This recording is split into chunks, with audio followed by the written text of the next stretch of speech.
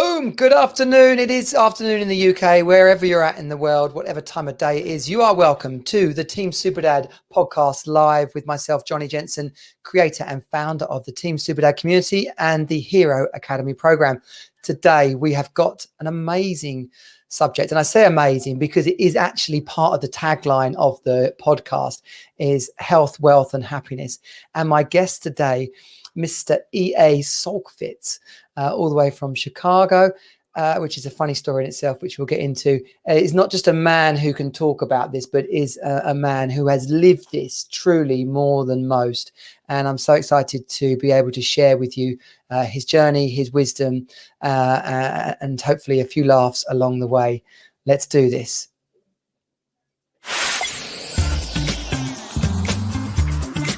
Welcome to Team Super Dad. Real dads creating their best lives ever. More time, more money, more fun. You are not alone. You're on Team Super Dad. EA, good to see you, sir. Thanks for joining us today. Oh, my pleasure, Johnny. Thank you for having me on your spectacular podcast. Really, thank you. Well, appreciate you saying that. I'll ask you again at the end. Okay, I'll say it too. I'll say it. That's always the test. But listen, we are here at Team Superdad. We focus on something I call the F5, which is focus, fitness, finance, family, and fun. And when we got introduced, it was instantly apparent to me the success you've had in all of those areas. And then seeing the bio which you sent over, I also saw some of the failures that you've had in those areas, and that's such a powerful thing to share today with the Team Superdad community. Is just as not just inspiration but also education. As a man with your level of experience can bring to the table. Tell us, just on a practical level, are you a dad? Where are you at? How's life right now for you? Yes. Well, I'm 65 years old. I first 30 years was in the Chicagoland area, the greater area of Oak Brook, for those that might be familiar with the greater Chicagoland area, and then moved to Michigan 35 years ago, which is where I'm at now, and have 3 children that have grown up and are on their own, and been married 40 plus years. 40 years. Well done, sir. Happy. I've already prepped this question, so I'm okay to ask it. But they were happy. They are still our happy years, correct? Well, and there's the difference, and we were talking before the show. I set out in life that I wanted to be rich and happy, and I didn't realize I had it backwards. Yes. First, I need to be happy, and we're trained early on in life that, we get an education, we meet someone, we get married, and then we live happily ever after. It's backwards. We're supposed to be happy first and learn how to be happy and live happy first. And then all those things will get added to us as a result of that. And I had to learn through my defeats that even though I still maintain my marriage and, and I'm doing great and happily married, I can share with you that, there was many challenges along the way in my personal life and my defeats in my personal life that caused me to reach that epiphany and understanding that, I need to be happy. And how do I be happy? And then that caused us to start to teach people something that just is not taught anywhere today. Yeah, it's so true. I mean, there's a whole subject that's I've heard at different courses and programs I've been involved with, but they talk about we get taught and encouraged to, when we have something, we can do something, which means we can be something. But exactly what you're saying is we can be happy, whatever our circumstances are, then we can do things and then we can have something. Or another way I've heard it said is, to be a millionaire, to have a million of anything, you've got to start being it, thinking it, doing things before you can actually achieve it. But there's no point waiting till you've got a million before you start being. It doesn't matter. A million acre farmer. You can't be a million acre farmer without starting with 1 acre. That's for sure. And what you say is right on the money. My business mentor shared with me. He said, because I told him I wanted to be a millionaire. right? And earn $1 million in a year. And he taught me how to do just that. And I can share with you, his words were profoundly accurate. He said, let me tell you, you will find out that earning $1 million will be one of the easiest things you've ever done. He said, the most difficult will be believing you're worth it. And I found that to be 100% accurate. Well, I know that from sales, making sales calls, enrolling people into something rather than some selling you something. I'm enrolling you into a vision I've got for your life with our product. Yes. Without believing that, the conversation is dead in the water before it even starts.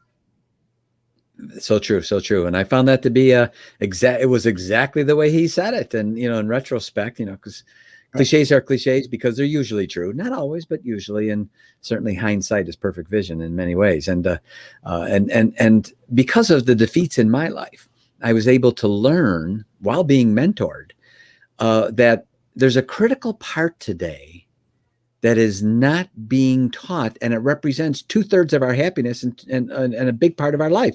And it simply is not being taught. I'm a self-improvement geek, Johnny, and I'm sure you are too. I like to improve myself an hour a day. And, and the courses out there today talk about self-improvement and how important it is. It is important. However, no one's teaching us about the other guy. What about if he's not doing it right? What do we do then? And so we have sort of a tagline we use. It's called givers earn more because givers discern more. And I can share the following reference with your listeners. I'm going to ask them to think about this for a minute. Think about the fires in your life that you're stomping out. Think about the increased stress points in your life that interfere with your happiness quotient. And I bet you dollars of donuts, there's a name attached to each one. And what happens is that no one's discerning the following today, Johnny, which I can share with you, I found to be critical. It was the reason I had these 3 major defeats, was because I hadn't learned this, how to discern. So first of all, I want to say up front, we love everybody. We love everybody. As a foundation going forward in our conversation, we love everybody. So when we reference and what we teach people is how to discern the difference between a person who we love and their deeds, which we may not love. So we teach them how to separate those. So when I reference givers, I'm not referencing a person. I'm referencing the deeds. I'm labeling not the person, but the deeds of the person. When I reference taker, I'm referencing the deeds of that person, not the person themselves. So I don't want people to think, we're labeling people, because we're not. We love everybody. But we teach people how to discern. What are those things, Johnny? What are those things that when we see these specific kinds of deeds, not nebulous, innocuous deeds and just these broad swaths people talk about, but specific things. What are the things I should look for? And when I see these deeds, I may want to pull this person closer into my life as a part of my givers community I have around me.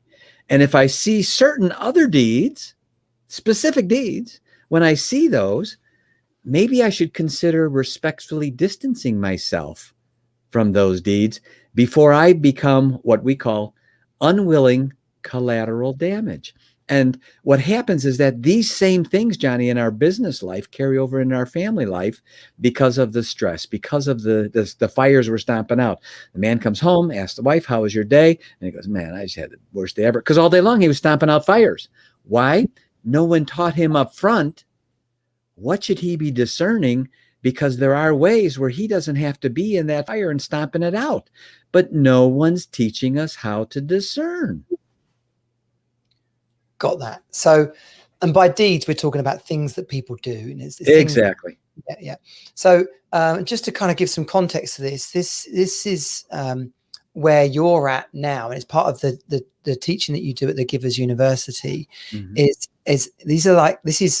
I mean, we're talking about your career and your learning going back to in Chicago, a millionaire by, was it a millionaire by 23, 21, something like that. Here we go. Yeah, you had a mentor, Sam Robbins. We'll talk about mentorships a bit later on, but So I just want people to understand that this what you're teaching us here today has been formulated on the basis of some sort of 48 years worth of work and success. You founded and ran organizations with tens of thousands of members of staff. You've formulated a health and nutrition business, which is successfully run for over 45 years. Chairman of a House of Holland Jewelers at 21. Hosted a talk radio show I heard across the USA for 5 nights a week. Just it goes on and on. The many thousands of people you've had work for you, the countless number of mentors, business advisors, peers that you've worked for at a very high level. And so when you're saying we formulated this thing called the Givers University, and what it takes to be successful in life is about how much you give and how you relate to other people.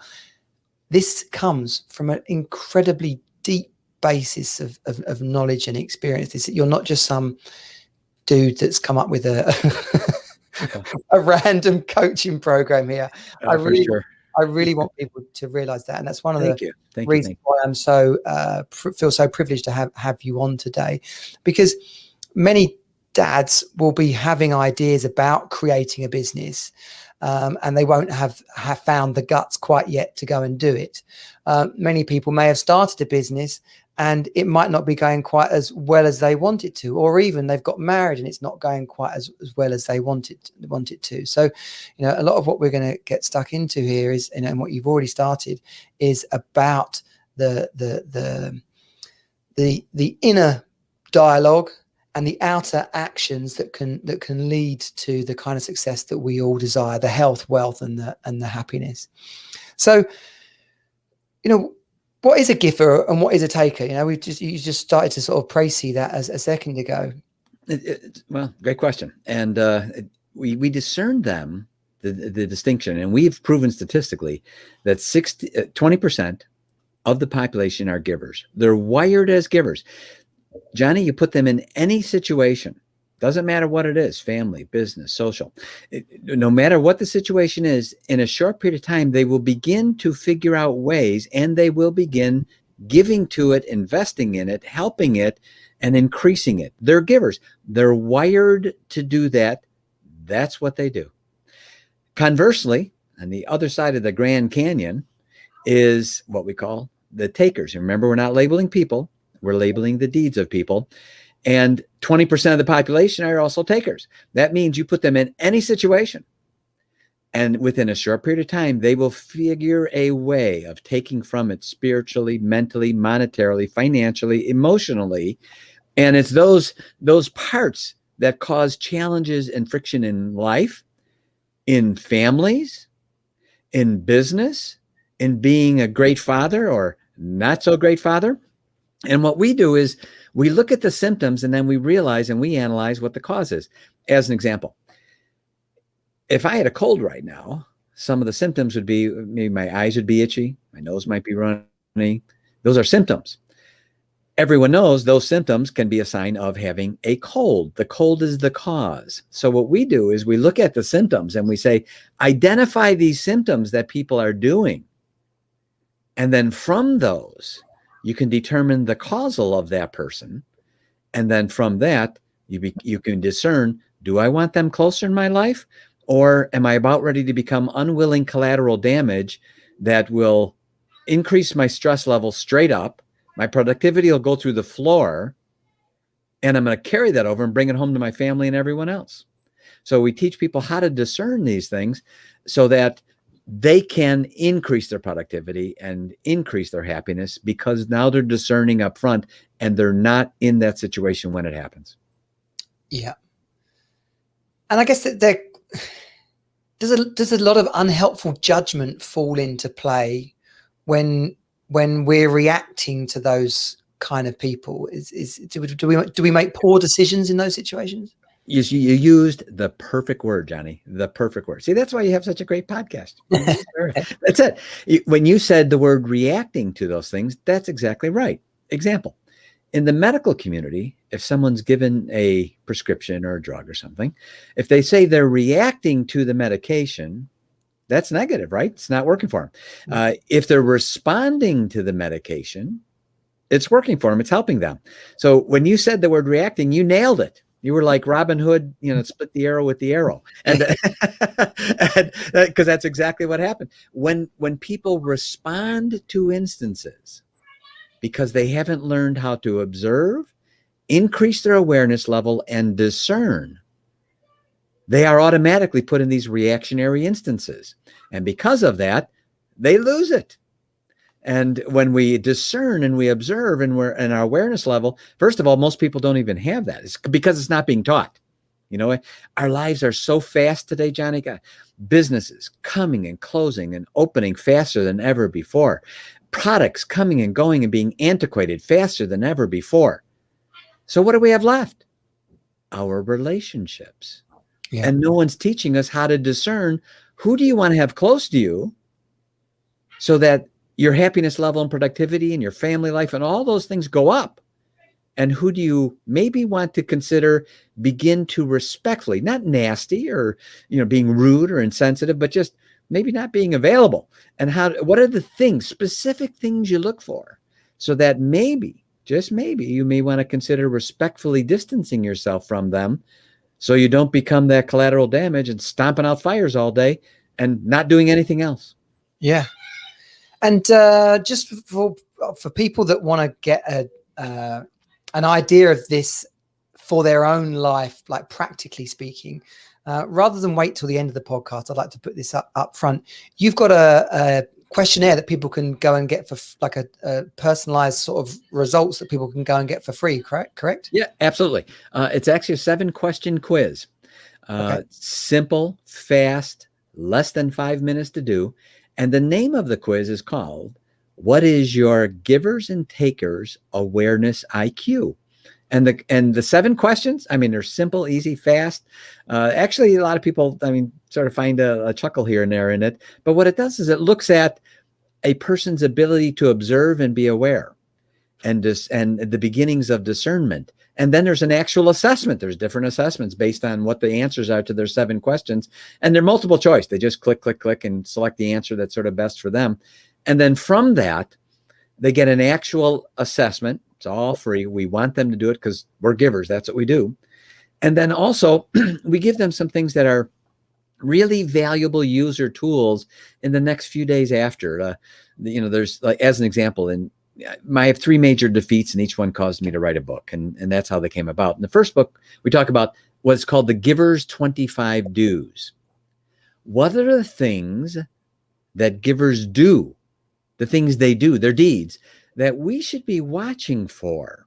And what are those 25 things? And we give it, right? We'll give it right to your listeners. And it's a great checklist. And they look at it and say, wow, this is, they immediately start saying, I never thought about looking at that before. And I can use this right now as a part of my discernment with people I meet. One sec. Not yet. No. Tell Jago to. Okay. We'll come and bake a cake in a second. My daughter's wants to bake a cake. So I said to yes, we can bake a cake. And what was your address again? No, yeah. I'm sorry. I'm over. What could the cake? I'm there, buddy. We were just talking about. I love cake. It's a podcast called Team Super Dad, so I can. Your dad. I can't exactly tell my daughter to go away, can I? So, of course, that's great. Sorry, yeah. So the first. So it's giversuniversity.info. That's where they go.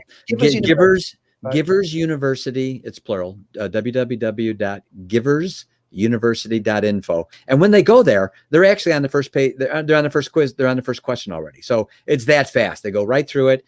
And then we want to give them real nuggets as a benefit from your podcast, Johnny, that the applicable things, not just this nebulous, innocuous talk that sometimes they hear or in trainings and stuff. What do I do now that I heard all this? And As my business mentor says, you learned all that, but you hope the window stays closed, because the second the window stays open, the breeze comes through and blows it all away, because there's nothing tangible there. So we want to give, this is something you can use. It's a checklist. Look for these do's, and it'll help guide you with that discernment. Yeah. So there's the link for people there in the live. And if you're listening on the podcast, then the link is in the show notes. It's absolutely totally free. I've just filled it in the other day, so I've just started to get my my info coming through. And we love to share that sort of stuff at Team Superdad. It's flipping EA hasn't paid to be on here. This is literally a great guy who I'm really keen to have on the Team Superdad podcast to be of value to our listeners and viewers. So you just mentioned they're leaving that dangling tantalizingly in front of us. For a man who's had as much success as you have, also you're from Chicago. Well, you started your story in Chicago. I mean, I call it my second city, my second home, because of how much family I've got there and how much time I've spent there. Okay. But my uncle Pat, he's got like a fabulous Baker Boys story. His family, he's from Ireland, so he's first generation Ireland. Boat over to New York. Piece of paper which he took to some vicar at the church. Give this to Father Mike, and he'll tell you what to do. So gives it to Father Mike. Father Mike sends him off somewhere else. Doesn't like it. Okay, take this piece of paper, give it to Father Thomas, and he'll. And a couple of those trips, and he ended up in Chicago. So, and he's probably he's died now. But my family, my uncle Paddy O'Connor, he was an alderman in the 40th Ward, but you haven't lived in Chicago for 30 years. But you'd have been right around the same sort of age there. You might have played American football against some of my uncles and stuff when you were a kid. So I love your accent. It's reminding me of my family in Chicago. But these failures can. Oh, I've got so many questions. Actually, I need to get a hold of my thoughts really. So I'll come back to something about giversuniversity.info in a second. But these failures you alluded to moments ago, many people will not start a business because they're scared of failing. They'll have an idea that's in their mind. They've been thinking about it for years. They're unhappy doing their job. That unhappiness they're taking home, which is affecting their marriage. I found the festering idea that you're not acting on will hurt you far more than the possible failure that will come about not doing it. And you've been as successful as you have, but you talk about these 3 seismic failures. Tell us about those and share some of the lessons that you've learned from those failings. And when you say seismic, I almost feel like they're being diminished. They were that big. At the time they felt like, whoa. And really start just to digress on that thought. I was raised, my father was a milkman in Chicago. He had a distributorship for a dairy. It was called Twin Oaks. And it was his own little, one man operation. And back in those days, Johnny, they had a box outside the house, and milk came in glass containers, and the people put the money in the box, and everyone knew there was money in the box. No one touched it. They just knew that was for the milkman, and the milk went in and the money came out, and he had his own little route, his own little distributorship. So I knew you could have your own business, but he was a milkman. This is really, this is small stuff. And so therefore I was brought up with that kind of mentality. That was the environment I had, the environment of a milkman's son, right? And then I really got up and I really started to succeed in life when I became a janitor. that was my next step up. That was the biggie. I went for broke. I'm going to go for the next big rung up there in life, and I'm going from milkman son to janitor. On the way up. For sure. That's right. But you know what? I didn't mind, Johnny, because business was always picking up. What? Anyway, so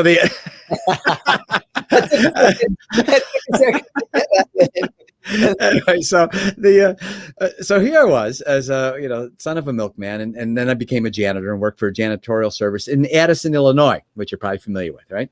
Suburb of Chicago. Yeah, that's where the janitorial service was. And at 16 years old, I was able to be bonded, so insured. And one of the homes we cleaned was of June Martino, and June Martino has had the third most controlling stock in McDonald's.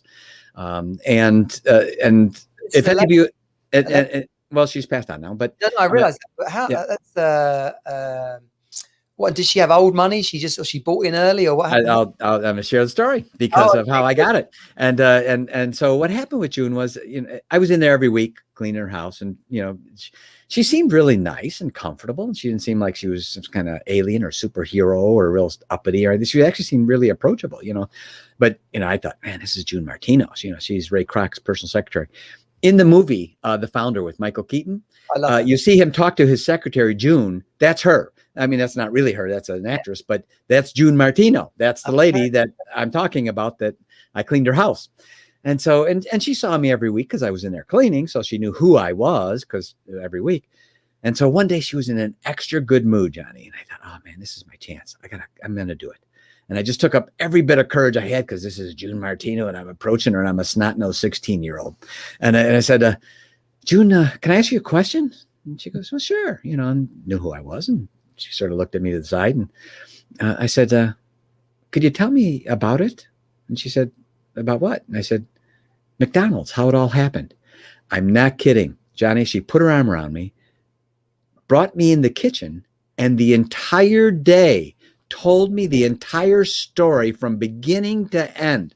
And she told me about the time, and it's actually referenced the movie with Michael Keaton, very much Hollywoodized, and so there were events, and it is based on certain events that did happen, but a lot of it was just made up that in the movie. Yeah. Here I'm hearing it from the person, the lady that was there, right? And she told me about, and they reference it in the movie, of a time where Michael Keaton, as the founder, as Ray Kroc, realizes they're running out of money because he doesn't have enough percentage coming in off the franchises, right? And he has to call the brothers. That's a true story. That part did happen. And she said, Ray couldn't afford to pay me. So we made a deal that he would take my bill collector phone calls, keep the Dunners away from me. And in exchange, he would pay me in company stock in the worthless company because It was worthless. It wasn't worth anything. And I thought, so I asked her, I said, June, I'm a janitor. I get paid on Friday. And if I don't get my check on Friday, I'm not showing Saturday. I'm not going to be there. I need that check on paycheck to paycheck.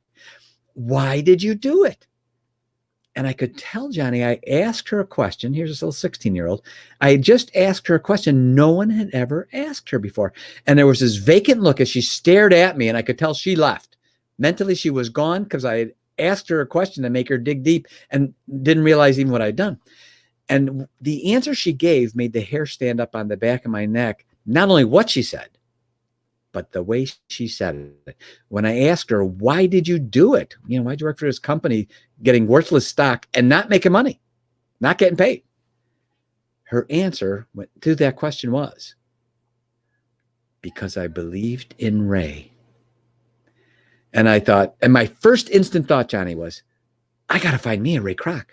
I've got to find a Ray Kroc that I could believe in, that could mentor me, that could teach me, because I'm a burnt out janitor, son. And at 16 years old, I'm already burnt out as a janitor. And my big time of the week is getting free songs in a jukebox, cleaning out bowling alleys at 2 a.m. That's my fun, So I need to find me a Ray Kroc.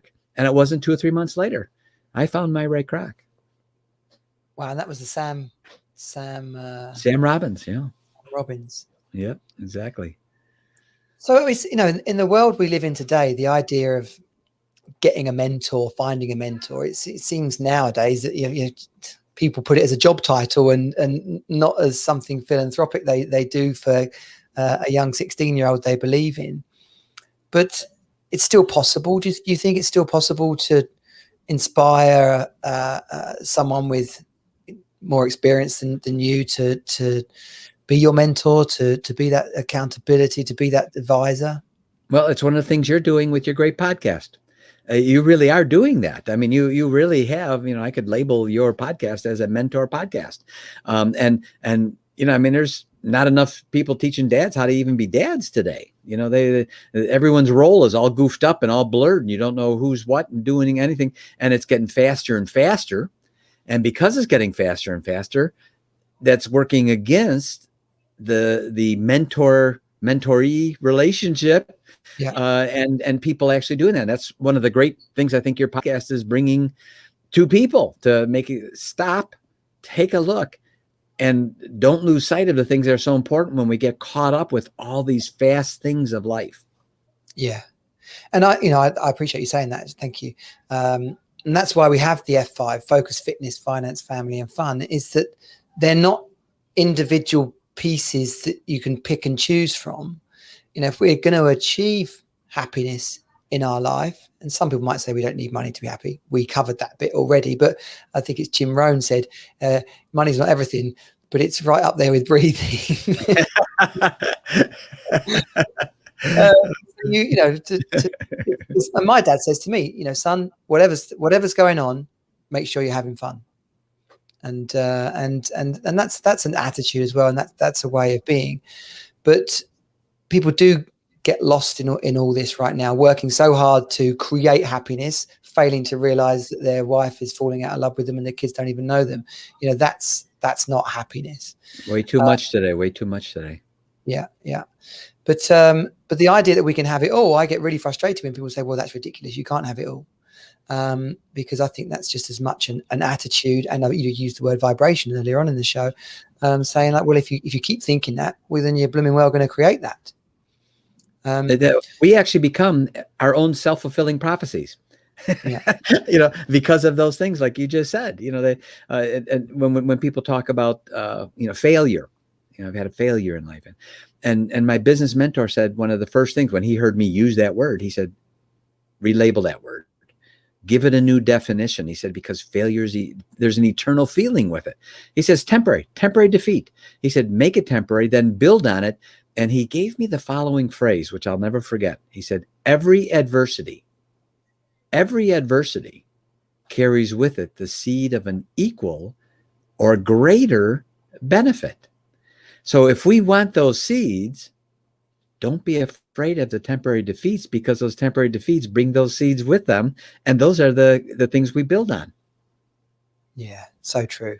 Oh, I wouldn't be where I am today doing what I'm doing if I hadn't been through two businesses that have had moments of success but ultimately failed, a marriage that started amazingly but ended up in pain and heartbreak, even fitness. You work hard and then you get injured. What does that mean? You're never going to run again?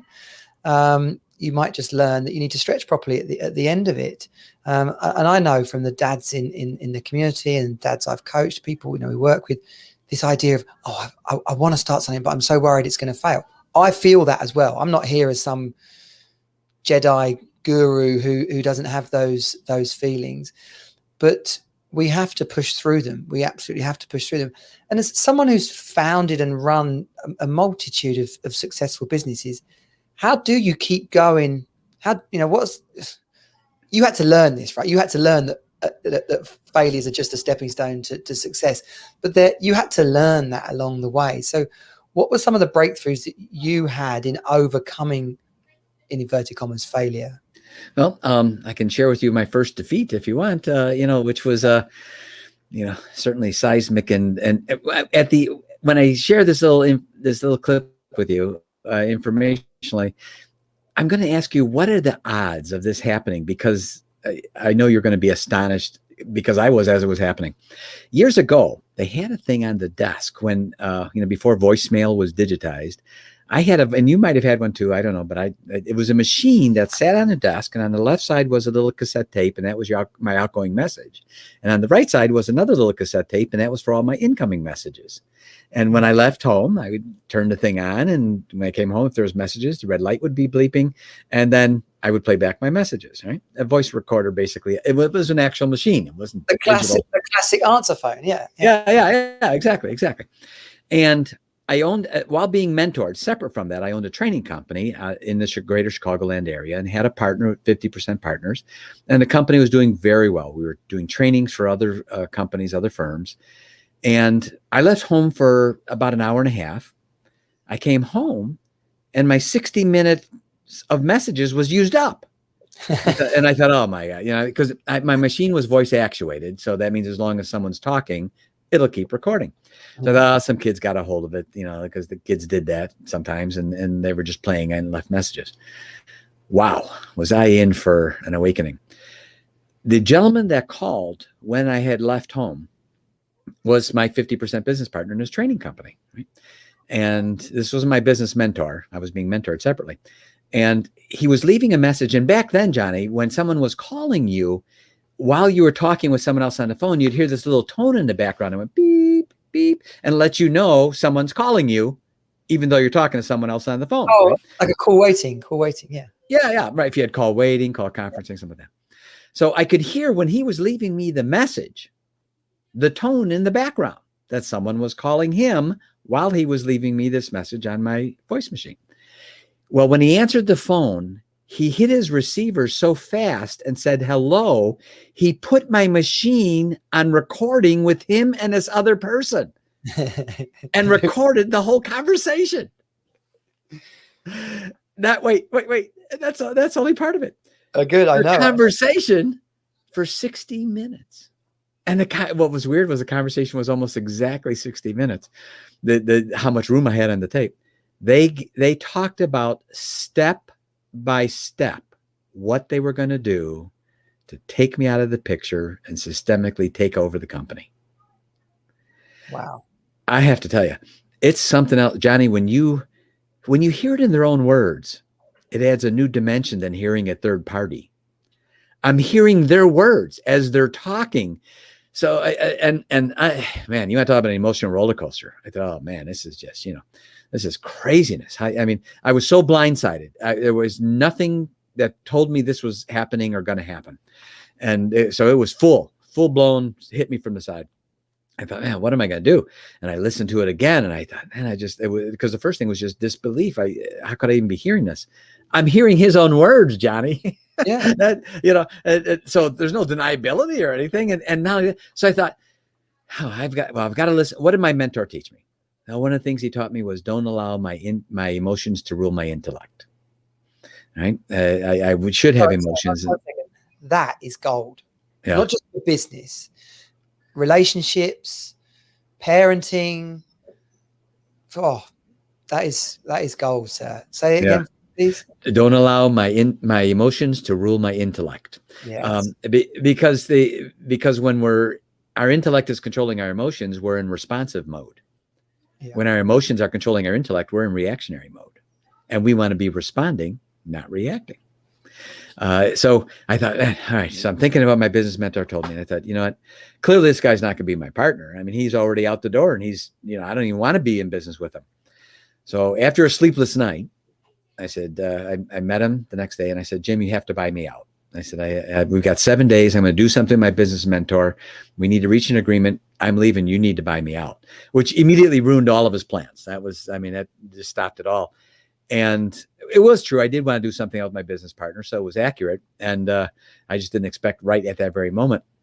And I did get a couple of payments on the deal, and I thought each payment was a gift when I got it. I really didn't expect it because I already knew what kind of person he was. And do you know, I never, ever, ever told him the recording happened. I never told him. About a year later, maybe a little bit more, I saw him at an amusement park, and I knew it was him. I mean, I knew who he was, and he didn't see me, but because there was a little bit of distance, but I was clear it was him. And I'd already heard that in 1 year's time, Johnny, he had filed for personal bankruptcy, bankrupted the company, had gotten divorced.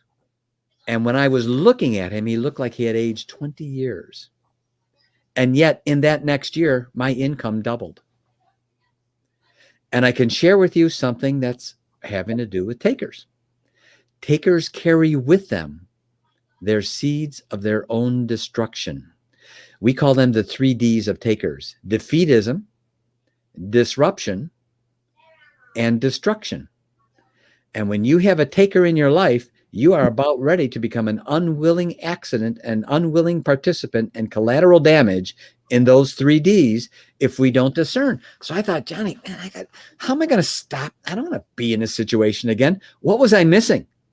I was missing something. You know what were the things I should have been looking for that I didn't notice? And that brought about the writing of the first book, called The Giver's Mindset. There's actually 3 books. It's called Give to Be Great, is the whole series, Give to Be Great. The first book, Giver's Mindset. Second book, Giver's Lifestyle. Third book, Giver's Lifelong Learning. First book, Each book ended up being written because of a major defeat in my life, and the book helped me learn, and because I didn't happen again. And a couple of those in that book is the 25 do's that we're going to share with your listeners absolutely free. When they do the quiz, they're going to get that download, and they're going to get it actually in checklist form, so it's going to be highly usable. But just to give you a couple of those as a couple nuggets for your listeners and for you.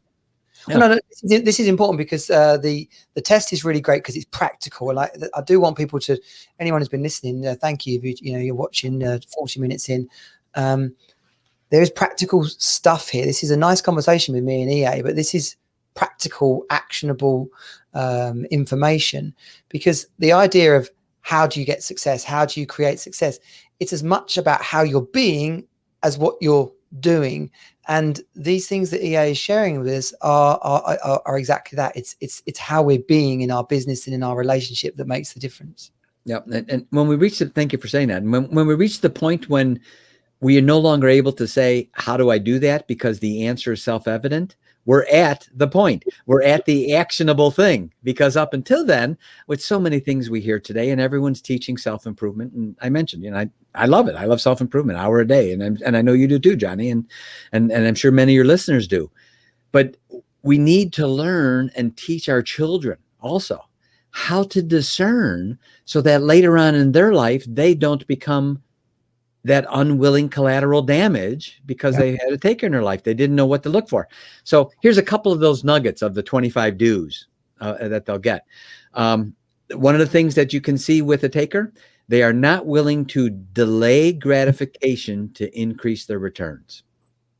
They're always now. Pay me up front. You need to pay me before I go to work. I need to have everything now, and I need it up front. And they're not able to delay their gratification in order to increase their returns. Think about the June Martino story. See, she was a classic giver. Why? Yeah. She delayed her gratification, not getting paid, right? And got paid in a worthless stock, but then she was worth more zeros than I had fingers and toes because she got increasing returns. Another one is sorry, one second. Yeah. There's an important piece in there, I think, though, as well, that she didn't just make that decision on the fly, someone she didn't know, someone she didn't have faith in. There was a level of appreciation. There was a level of, you said it before about don't let the irrational thoughts don't let the irrational thoughts don't let the emotional thoughts dictate your actions. Yes, don't let your emotion literally control your thought process or your intellect. Yeah. So she did make that decision, but it was deliberate, based on what she knew of Ray, what she'd seen of him in action. She didn't go at it at a whim, like, oh, I'm desperate for money, I'll choose. She was like a calculated decision for her, still a risk, but there was a level of emotional intelligence there, where she knew she felt that she knew the man, and it was a worthwhile risk to take.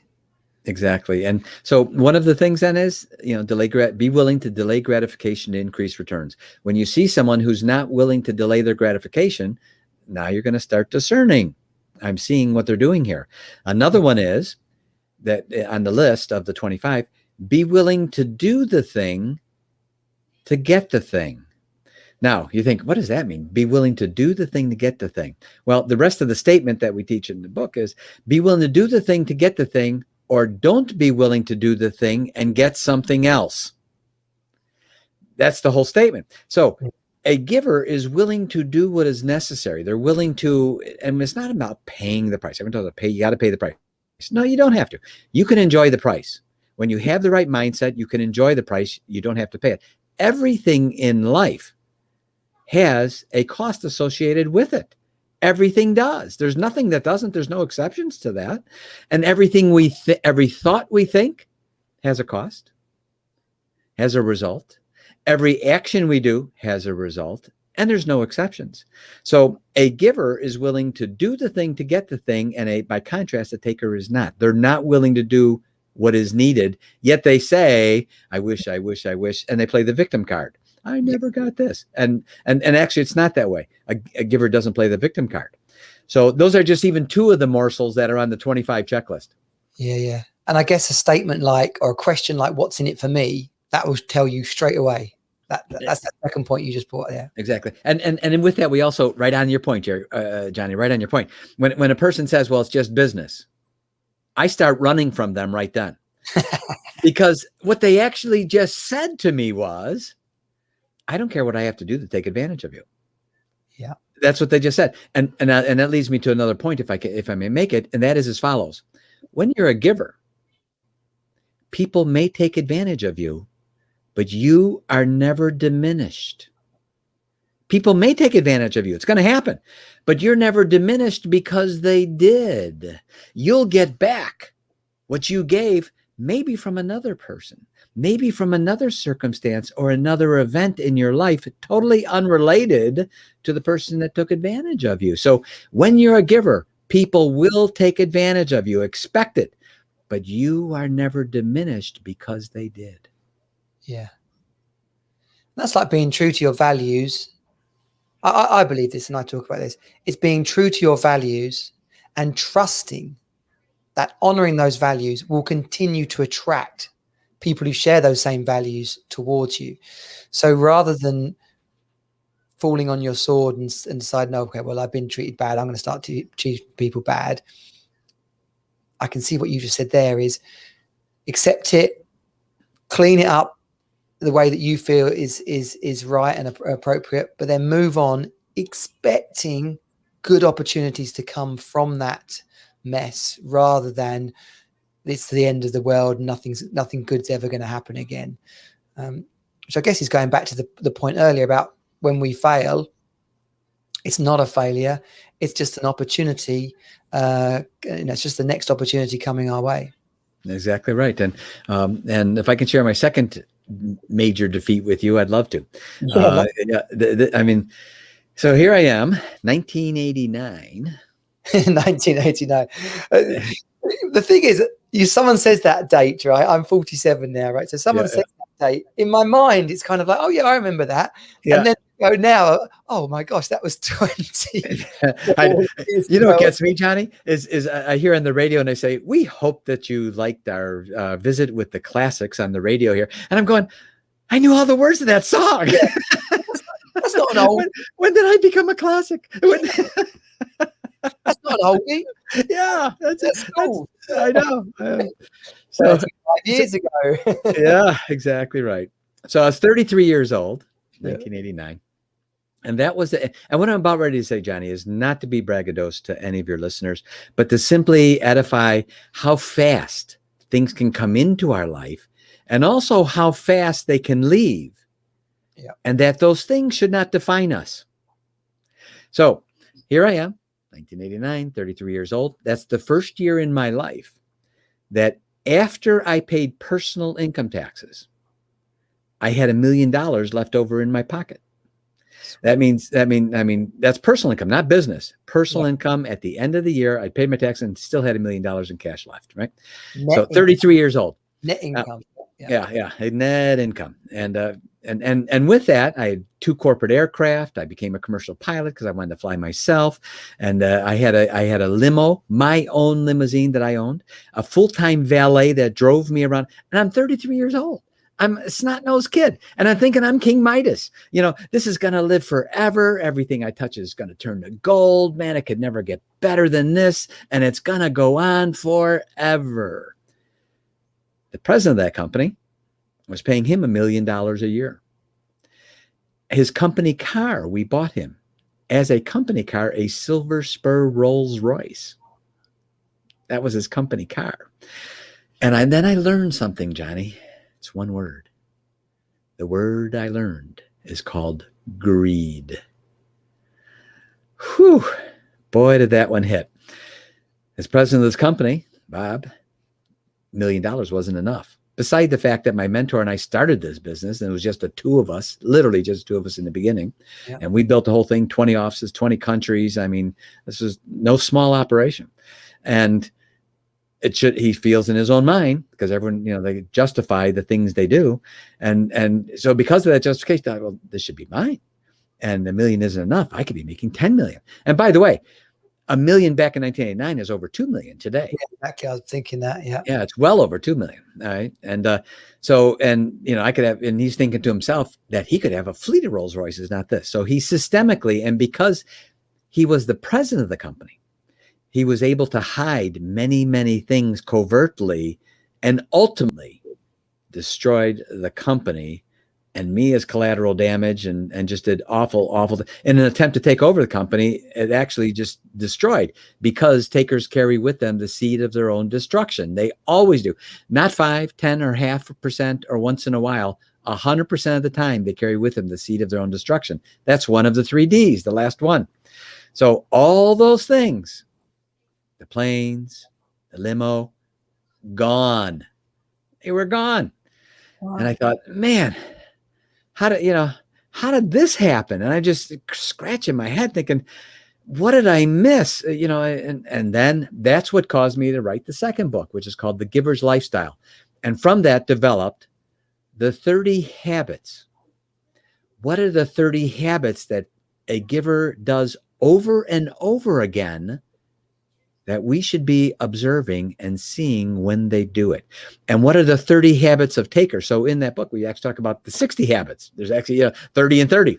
And also there's another checklist that goes through. These are the things, when you see these specific things, when you see them doing it over and over again, these are the things that we should be watching. One of the things I'd love to share with your listeners, a couple of those little nuggets, a couple of those little habits. The one habit that they have, every time a taker, one of the taker 30 habits, every time they're part of a group, they drain the group of the energy. You can tell they're the kind of person, Johnny, that brightens up a room when they leave it. So, and when you talk, I bet your listeners right now can think of someone that when they talk to them, when they talk to them, they go, oh my God, what are we just talking about? And I don't even remember what it was, but all I know is I feel like I'm a sucked out orange. There's nothing left. I just like, there's no juice left in me. They just drained me. And they'll do it over and over again. That's one of the signs of a 30 habits of takers, is that they eliminate or lower the rate of vibration of a person or a group. And you'll feel it all the time. By contrast, a giver does the opposite. They're the battery you can hook up to. And when you hook your battery up to theirs, you feel the charge. Yeah. Yeah. And there's 2 things there for me. Habits. I love habits. I've worked on my habits and routines over the last 5 years. And when we get a real handle on our habits, we start to master our life in a way that we hadn't believed possible before. And you're sharing there a new dimension of when we start to master our habits, we really start to create our environment in a much more positive way. This is like there's like an extra level of habit that some people might not have considered. There is our habits attract like-minded people in, and that gives us our experience of life. Habits are either so powerful or so destructive. And we go through, and in the second book, and also at Givers University, we have online courses. We have like 48 15-minute courses, lessons, if you will, that people can listen to going from and work. And one of the things we talk about is that how to develop habits, how do we develop habits? How do we change those habits? And one of the first parts, Johnny, and you're so right with what you said, is one of the very first aspects is to discern the habit. What's the thing? What's the 30 things I should be watching for? And when I see people do these things, these deeds, I may want to pull them in closer to me and have them be a part of my giver community. And when I see these other 30 things on a consistent basis, habit over and over again, I may want to begin respectfully distancing myself from these 30 habits. Another thing on those 30 lists, another nugget for your listeners, if you will.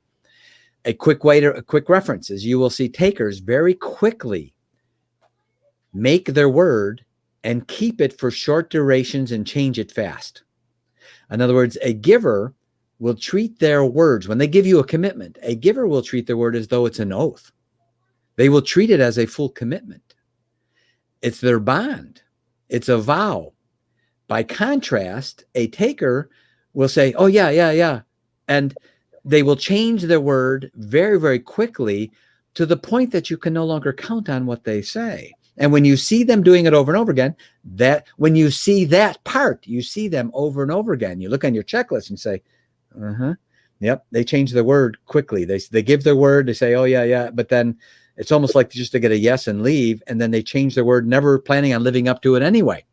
Here's the difference. Takers can be counted. Givers can be counted on.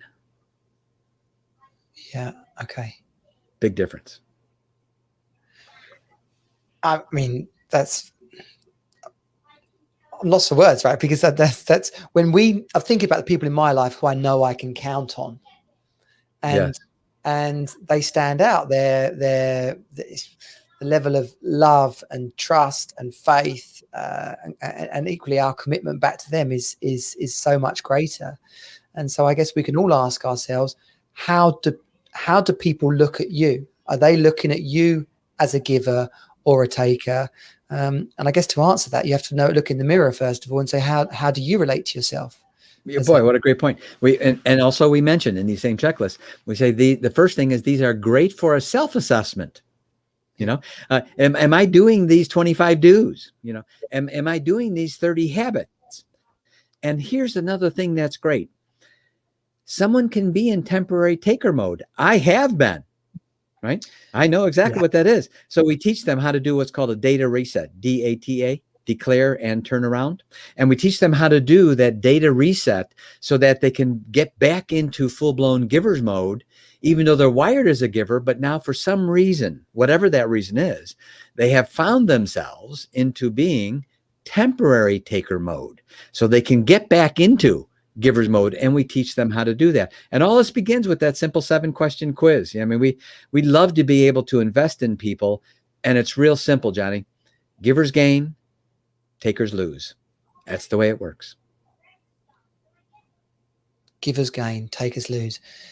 And when like anyone who's listened, we're coming up on the hour now. I mean, we're going to be wrapping up in a second, but to those people that have joined us all the way till the end, when you just take that final statement, givers win, takers lose, you can like reprocess this whole last hour and look at the people in your life, look at the actions you've taken, look at the businesses you're involved. And when you're thinking, why do things always go wrong? Or why aren't things working out for me? That doesn't mean that you're a taker. It could be worthwhile working out if you are. But I'm really present to something you said right at the top of the hour about allowing too many takers into our life. So now we've got a giver who is genuinely able and capable and deserving of success. And it's not that they're failing. It's just that they've allowed too many takers into their world. And didn't know how to discern up front. They didn't know. No one's teaching, what do I look for? And these things will impact every part of our life. You could it's tragic, right? But you could have a taker who's a business partner, a taker who's a wife, and a couple of close people who you consider your close circle of friends. If you because of an emotional trauma or some sort of scar from your early life, you inadvertently attracting takers into your world, you've got some sort of victim mentality, then your whole experience of life is being tainted, not because you're no good, but just simply because who you're letting in. And you brought up a great point, because you said the question where a person says, how come this keeps happening to me? Or, how do I, why do I always have these people in my life? Right there, the question is part of the challenge. They're asking the wrong question. You see, our lives become self-fulfilling prophecies. Each one of our lives are. And so when we ask the wrong question, we get the wrong answer. So what happens when someone says, why do I keep having takers in my life? Our life now begins to answer the question and keeps delivering more takers, when we should be asking a new question. And a new question could be, you know what? Why does everything work out for me? Why am I so happy every day? Isn't this great? Now, the answer isn't that a great answer to have? Why am I so happy every day? So when we begin to ask the right questions, we begin to get the right answers. The answers are always there. The questions are wrong. So when we ask the right question, we get the right answer and the self-fulfilling prophecy in our life. And guess what? We then learn that it's not about being rich and then happily and living happily ever after. It's about being happy and wealth. And rich is a part of our wealth. And that happiness is a great part of our wealth. Yeah. Yeah. And that's a beautiful way to wrap this up. You know, people's internal dialogue is so powerful. And when we don't control it, people will happily say, oh, things are always going wrong for me, and believe that's the case. But then if you said to that person, well, why don't you presume that all good things are always going to happen to you? And they'll go, well, as if that's true. Yeah, right. They will fundamentally believe the other. They'll think they're absurd, even though there's only really one or two words different in both statements. It's hilarious. We do a whole section on self-talk just because of what you said. What are the things we say? What are the labels we put on things? And what are those conversations? And the thousands of self-talk we have with ourselves every day, not every week. We literally talk to ourselves in our own mind and label every circumstance, event, person, every day, thousands of these self-talks. And when we can discern these self-talks and say, you know, and by the way, there's nothing wrong with talking to yourself. It's when we say, huh? That's when you got a problem. when you go, what did I just say to myself? You know, but we teach just that thing, the importance of self-talk. So Johnny, I have to say, what a great mentoring show you have for dads, for families. And I love your 5 F's and how important those are in people's life. And I hope people listen to this podcast and they share it with others so that others allow you into their lives as a mentor with them. Because I think your podcast is great, Johnny. Thank you so much for having me on it. Oh, that's brilliant. Yeah, it's just one part of the Team Superdad community and the Hero Academy framework. And we've got a whole coaching area inside of the Hero Academy. So we can talk, EA, about different ways you can, I mean, people can come to you and do all the stuff you've got available. We're totally, we're not trying to stop people doing that. Giversuniversity.info that you can go and take EA's 7-question test. I'll put that back up now. But equally, we'll have a chat after this and work out a way maybe of doing a half-day workshop or something inside of Team Superdad. Love to work out a good price for people and things like that. Team Superdad members, friends, family, if you've got questions, put them in the comments. Come over to the Team Superdad group. That's teamsuperdad.com/network. You can come in there and ask the questions. That's the whole point of the community. And really just take this conversation on. Don't let this conversation end here. I'll tell you one thing. I did just hear from what you said there. You said, ask yourself. And that is so brilliant. Someone who thinks that they're a little bit of a negative person, anytime they're having a negative thought, to catch themselves and go, oh, what's a positive version of that thought? Or that's that self-speak you were just talking about. Reframe it and relabel it. Yeah. So it's Friday, I hear. Wish you a lovely weekend. The sun is shining. Spring is upon us. If you're listening live, that's certainly where we're at. And I wish you, sir, all the very best and your family and everything you're up to. Wonderful continued success. Thank you, Johnny. And thank you for having me on your show.